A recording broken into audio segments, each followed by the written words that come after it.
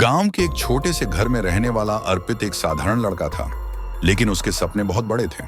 वह एक सफल बिजनेसमैन बनना चाहता था, मगर उसकी राह आसान नहीं थी।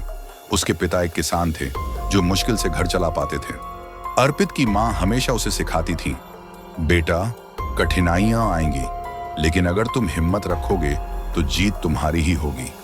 अर्पित ने अपने गांव के पास एक छोटा सा स्टार्टअप शुरू किया, जहां वह जैविक खाद बेचता था। शुरुआत में गांव के लोग उसकी बातों पर हंसते थे। कोई ग्राहक नहीं था, पैसा भी खत्म हो रहा था और अर्पित के मन में निराशा घर करने लगी। एक दिन उसने हार मानने का मन बना लिया, लेकिन तभी उसकी मां ने कहा, अर्पित, जब बीज बोते हैं तो वह तुरंत फल नहीं देता।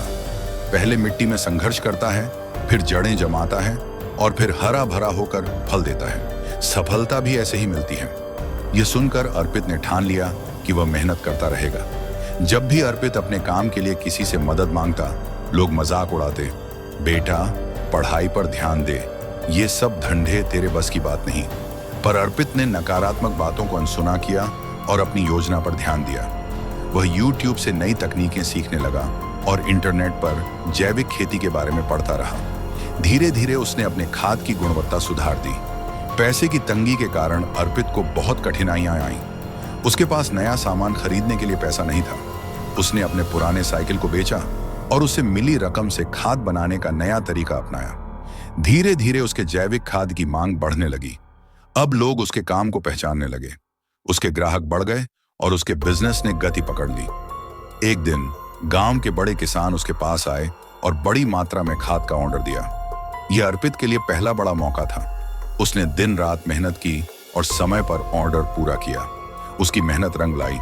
अब वह सिर्फ अपने गांव में ही नहीं, बल्कि आसपास के शहरों में भी अपने प्रोडक्ट बेचने लगा।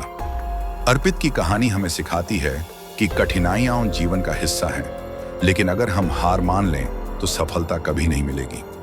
आत्मविश्वास, मेहनत और धैर्य से हर समस्या को पार किया जा सकता है। तो याद रखिए, सफलता उन्हीं को मिलती है जो अपनी असफलताओं से सीखते हैं और आगे बढ़ते रहते हैं। अगर आपको यह कहानी पसंद आई हो या आप इसमें कुछ बदलाव चाहते हो तो बताइए।